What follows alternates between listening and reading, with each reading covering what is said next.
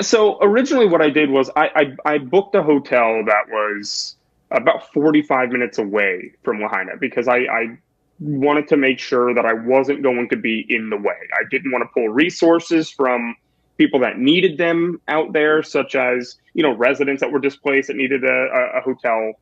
Once I went out there, I rented a truck. And honestly, I rented a pickup truck. The reason being was because I was hell bent on getting into that exclusion zone. I was like, I said, I'll go to jail before I let them, keep me out of that exclusion zone because, they decided they were going to start arresting residents and such. And I was ready to do that. So I bought the pickup truck because I wanted to go around it. And luckily, the next day, they finally opened up the main road that goes around Lahaina. I never did enter the exclusion zone, and but I could get at least close enough to the point where I could put a drone up in the air. I'm going to publish that video here, hopefully later today. It's close drone video. What kind of drone do you have? The Spark, or do you have a Phantom?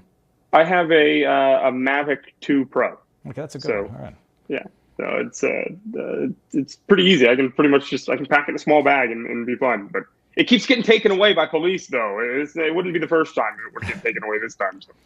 So you're staying far away. You rent a pickup truck. You expect to try to get around the exclusion zone. What is this exclusion zone? Are there like barricades set up so that journalists and not pedestrians, civilians can't get back there?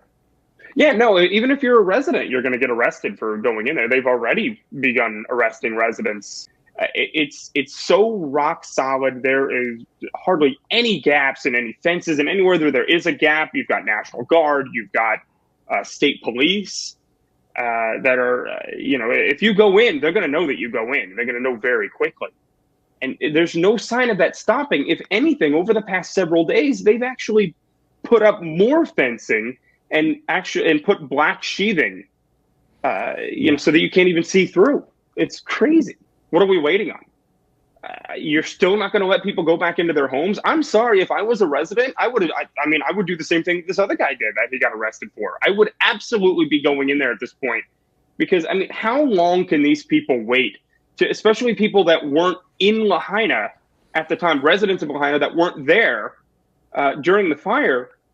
They have no idea if there's anything left of their home. They have no idea if any of their belongings are left there. It's crazy. And oh, well, they're definitely not holding daily press conferences. They hold press conferences every once in a while. But the problem is they handpick who goes into the press conference. I can't get into the press conference.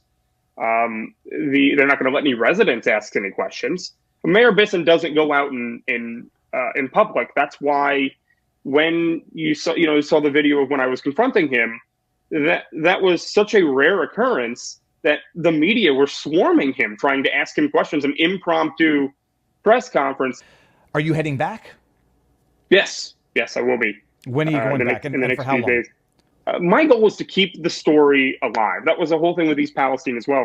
Because as soon as this stuff goes out of the news, the government goes away. These people are left hung out to dry. So, either sometime this weekend, I would say I'll be back out. Why are they still excluding media, and why are they building more barricades to keep media and residents out of Lahaina? All that's doing is driving conspiracy theories here. And they have to know that at this point. The people of Lahaina, by the way, and around Lahaina, they're still not able to drink water, by the way.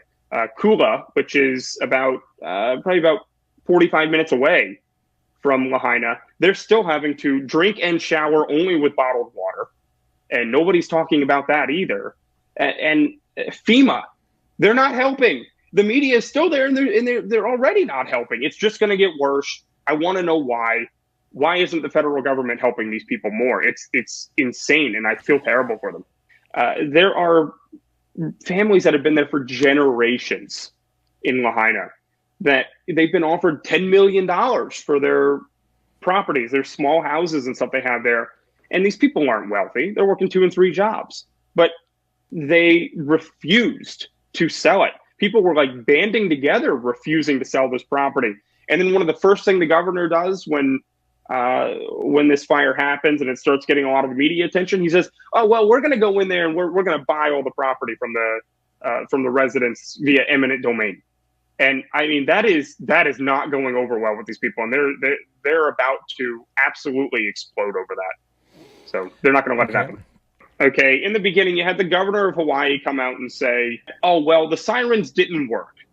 That's what he said originally. Oh, okay. Oh well. I mean, that's our job. And right. And then the next day, he said, "Well, okay, well, some of them didn't work."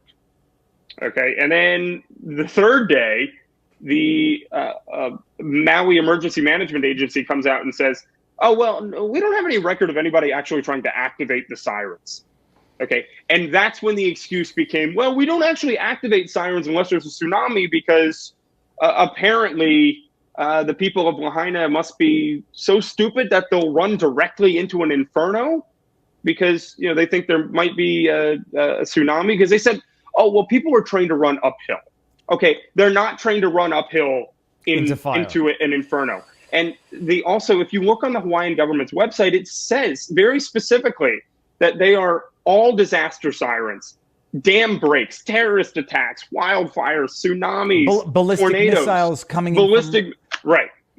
Try to give us a little bit of information, be a little bit transparent, and a lot of these conspiracy theories, quote unquote, will go away. And I really want to help people, and I'm trying to do my best, and we're gonna keep doing it. So thank you for bringing attention to this, man. I really appreciate it. Keep up doing what you're doing. Obviously, stay safe as that patronizing thing goes, but don't do anything stupid. Okay, you don't do anything stupid with the government. They. Yeah.